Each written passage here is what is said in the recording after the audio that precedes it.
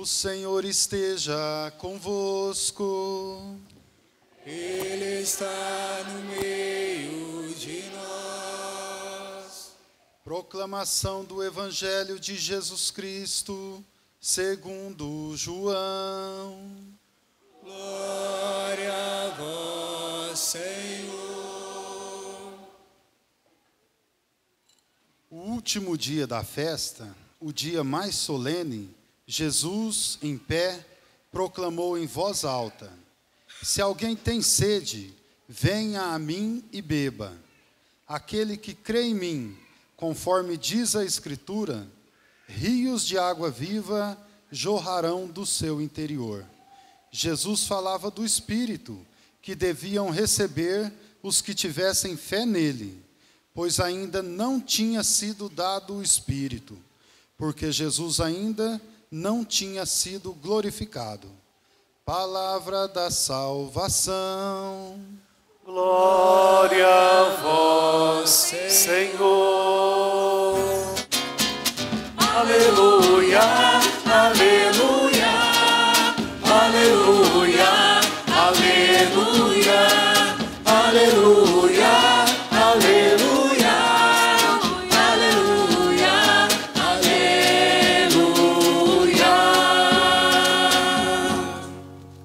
Queridos irmãos e irmãs, querida família paroquial São Pedro, uma vez mais na Sagrada Liturgia, nós celebramos a vigília de Pentecostes.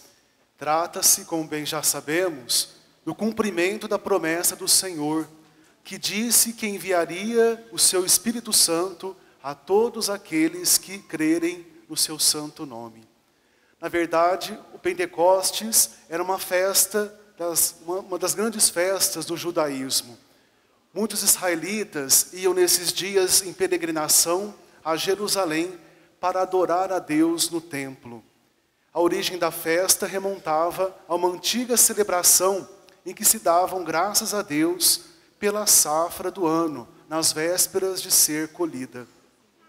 Por desígnio de Deus, a colheita material que os judeus festejavam com tanta alegria, ela se transformou na nova aliança, no Novo Testamento, numa imensa alegria, que é a vinda do Espírito Santo, com todos os seus dons e frutos. Portanto, hoje, o Pentecostes é a plenitude do mistério pascal, com o dom do Espírito Santo à Igreja. Nós celebramos, especialmente neste dia e amanhã, que é o dia solene de Pentecostes, o nascimento oficial da Igreja. Nós bem sabemos, meus irmãos, que a Igreja nasceu do lado aberto de Cristo na cruz, quando do seu peito, do seu coração brotaram sangue e água. Mas foi com o evento do Pentecostes, com a efusão do Divino Espírito Santo, que a Igreja se tornou oficial no meio do mundo. Porque os apóstolos tornaram-se ardorosos, profundamente comprometidos com o anúncio do Evangelho. A vinda do Espírito Santo no dia de Pentecostes não foi um acontecimento isolado na vida da igreja. O Paráclito santifica a igreja constantemente, como também santifica cada um de nós, cada uma de nossas almas, através de inúmeras inspirações. Também sabemos, meus irmãos, muito bem, que o Espírito Santo é dinâmico. O Espírito Santo, ele sopra onde ele deseja soprar, em quem ele deseja soprar. E como o Espírito Santo é criativo, se nós pudéssemos aqui partilhar como foi a nossa entrada na igreja. E por que nós permanecemos na igreja? É o Espírito Santo que nos convence, que nos faz experimentar o quanto Deus nos ama, o quanto Deus nos quer bem, o quanto a nossa história no Senhor, ela deixa de ser uma história de perdição e passa a ser uma história de salvação. Isso é fruto do Espírito Santo em nossas almas. Aliás, o grande fruto que o Espírito de Deus produz em nós é a nossa santificação, a nossa conversão sincera à vontade de Deus. Então, meus irmãos, nós não podemos esquecer que o Espírito é a alma da igreja. Aquela promessa que um dia Jesus fez ao nosso querido padroeiro: Tu és Pedro, sobre esta pedra eu vou edificar no meio do mundo a minha igreja. e as portas do inferno não prevalecerão sobre ela. Ali certamente nosso Senhor estava confiando na força do Espírito Santo. É a alma da igreja. Aliás, o Espírito Santo, ele é o sujeito principal de toda a evangelização. É o que nós chamamos de protagonista. É rica a nossa igreja, meus irmãos. São muitas as realidades eclesiais, muitos os movimentos, as pastorais. Creio que o grande ensinamento que nós devemos levar para a nossa vida, para a nossa casa, nesta santa liturgia de Pentecostes, é que o Espírito de Deus nos quer unidos, num só coração, numa só alma. O Espírito Santo veio trazer uma única língua, uma única linguagem, que é a linguagem do amor. Portanto, meus irmãos, permitamos que o Espírito continue soprando em nossos corações. Permitamos que o Espírito faça a sua obra frutificar em nós, através de uma sincera conversão ao Senhor. A palavra de Deus nesta noite tão santa vem para nos orientar a termos uma vida segundo o Espírito. Um desafio para todos nós. Todo cristão católico necessariamente deve cultivar no dia a dia uma vida segundo o Espírito. A primeira leitura nos falava da Torre de Babel. E a Torre de Babel, meus irmãos, ela é símbolo da idolatria do povo. O povo tirou o Deus único e verdadeiro do centro e quis se igualar a Deus. O povo quis ser Deus como Deus é. Então há uma revolta contra Deus. Qual é o grande ensinamento desta primeira leitura para a nossa vida hoje? Uma sociedade que rejeita Deus é uma sociedade destinada ao fracasso, à confusão, à divisão. Nós estamos aí acompanhando de camarote o cenário político e econômico do nosso país. Onde os nossos políticos, nossos governantes se afastam do projeto de Deus, que é a vivência do amor, da caridade, da partilha, da justiça, da honestidade. Esses irmãos nossos se entregam à corrupção. E nós temos colhido as consequências amargas de tanta corrupção na política e na economia do nosso país. Numa esfera menor, nas nossas famílias, na nossa igreja, no grupo que a gente frequenta, na comunidade que a gente participa. Se nós não nos abrirmos ao Espírito de Cristo, nós vamos padecer do mesmo mal daquele povo que edificou a Torre de Babel. A segunda leitura do Êxodo, Deus faz história com o povo de Israel. Bonito a gente contemplar isso da parte de Deus. Deus caminha conosco, vai à nossa frente. Deus, meus irmãos, detesta o pecado, não nos criou para o pecado, mas ama de forma incondicional o pecador. E Deus faz história com o povo de Israel, um povo naquela época escolhido para ser um povo santo, isto é, um povo para testemunhar a santidade de Deus. O Senhor então, conforme nós vimos, selou uma aliança, um pacto, uma amizade com o povo eleito, o povo de Israel. O que nós vimos na terceira leitura do profeta Ezequiel? O povo não se manteve fiel a esta amizade, a esta aliança. E se encontra no exílio, aqui representado com a imagem do sepulcro, do túmulo, os ossos ressequidos. Mas Deus não abandona o povo de Israel. E por meio do profeta, lhe anuncia que intervirá para torná-lo outra vez o seu povo. E isto se realizará por meio do Espírito. Meus irmãos e irmãs, creio que todos nós já temos algum tempo que permanecemos ou que fazemos parte da igreja. Quantas vezes precisamos recomeçar, porque caímos, quem sabe, na infidelidade do pecado. Não correspondemos à altura da vontade de Deus. E todas as vezes que nós desejamos fazer aquela experiência do filho pródigo, do retorno para a casa do Pai, nós sempre encontramos o Senhor de braços abertos, sobretudo no sacramento da penitência. Na pessoa do sacerdote, ali nós sempre encontramos Cristo Jesus, que não olha os nossos pecados, mas com o bálsamo da sua misericórdia, reconstrói, renova a nossa vida, porque não quer nos perder. Na quarta leitura do profeta Joel, confirma o desejo de Deus em derramar o seu Espírito sobre todo o ser humano. Vejam, ninguém é excluído do amor de Deus. Ninguém. Às vezes, meus irmãos, nós somos tentados ou inclinados a aprisionar as manifestações do Espírito Santo. Só na minha realidade, só no meu movimento, só na minha pastoral Deus fala, Deus age, Deus se manifesta. Quem somos nós para nós de repente querermos aí aprisionar ou manipular as manifestações do Espírito? Ele sopra em quem ele deseja soprar. Depois o apóstolo São Paulo, ele nos recordava que o Espírito de Deus, ele vem em auxílio à nossa fraqueza. Bonito a gente pensar essa delicadeza do amor de Deus por nós. Ele socorre a nossa fraqueza. Sabe que sem a graça dele, nós nos corrompemos, nós nos destruímos. Que bom, meus irmãos, saber que o Espírito Santo nos socorre, intercede em nosso favor.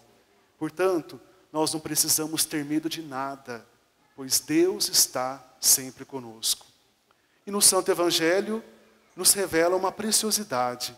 Se alguém tem sede, venha a mim e beba. Aquele que crê em mim, rios de água viva jorrarão do seu interior. Aqui, meus irmãos, Jesus fala da água viva do Espírito Santo. Por que motivo o Senhor dá o nome de água à graça do Espírito Santo? Aliás, são várias as imagens que a liturgia da igreja utiliza para falar do Espírito Santo.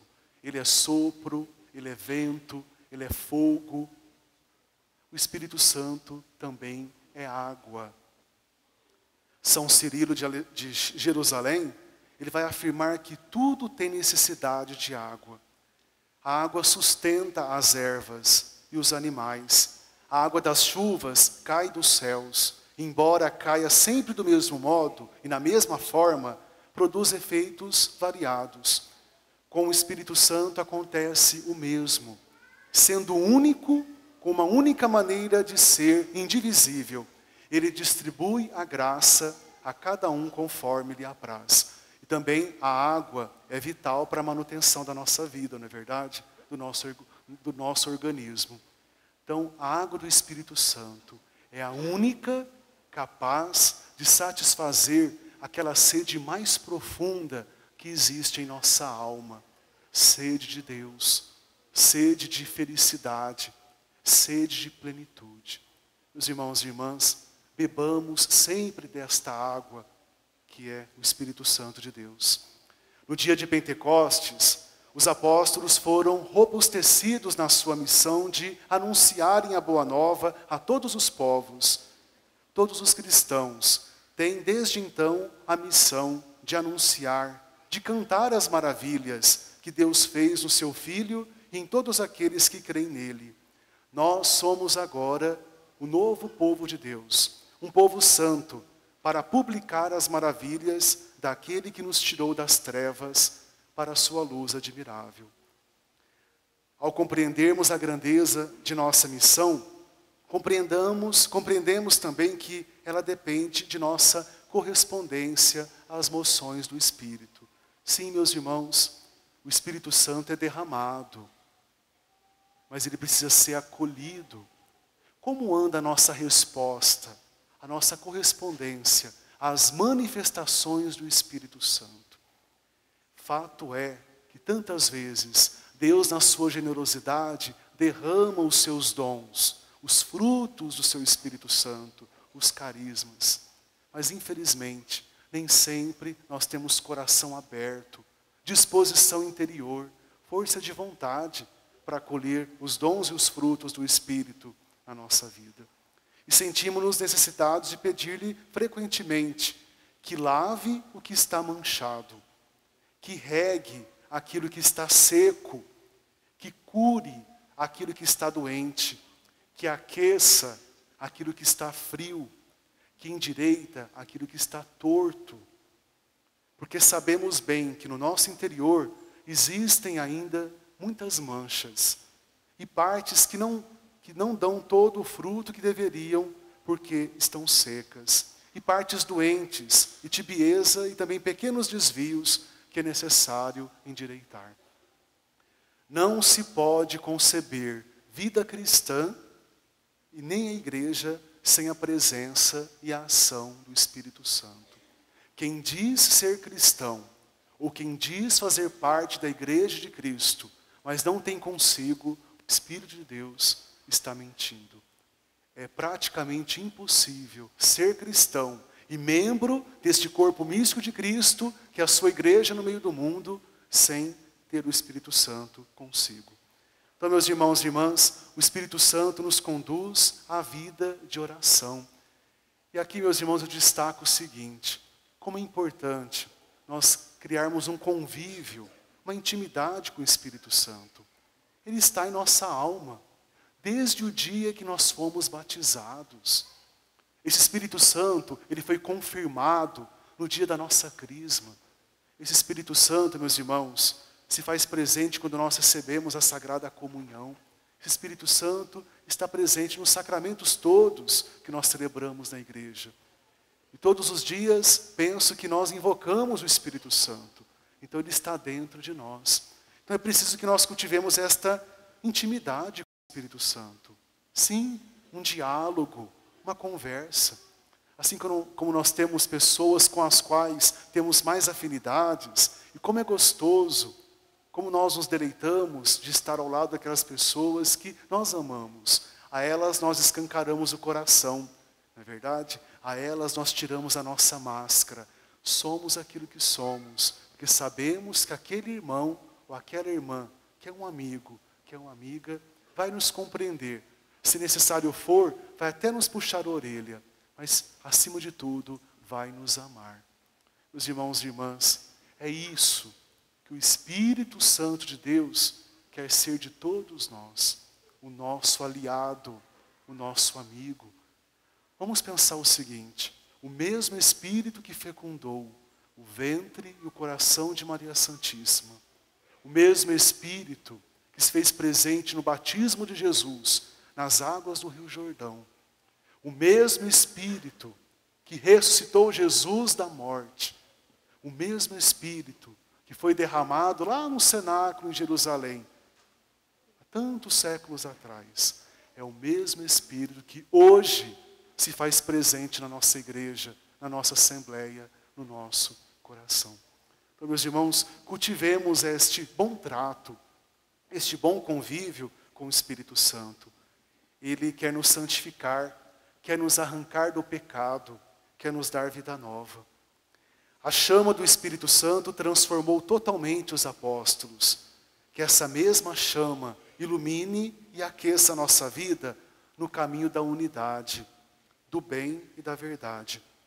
Diz um outro santo da igreja, São João da Cruz, que o Espírito Santo, com a sua chama, ele está ferindo a alma, gastando e consumindo-lhe aquelas imperfeições dos maus hábitos. Sim, quando a gente pensa nessa imagem do fogo como o Espírito Santo, este fogo é o amor de Deus que queima aquilo que não convém que tenhamos dentro do nosso coração.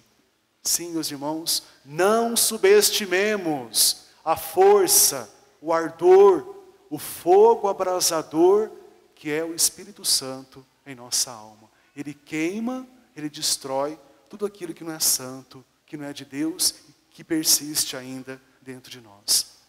Por fim, meus irmãos e irmãs, para nós chegarmos a um convívio mais íntimo com o Espírito Santo, vamos nos aproximar da Virgem Maria, que soube aproveitar como ninguém as inspirações do Espírito Santo.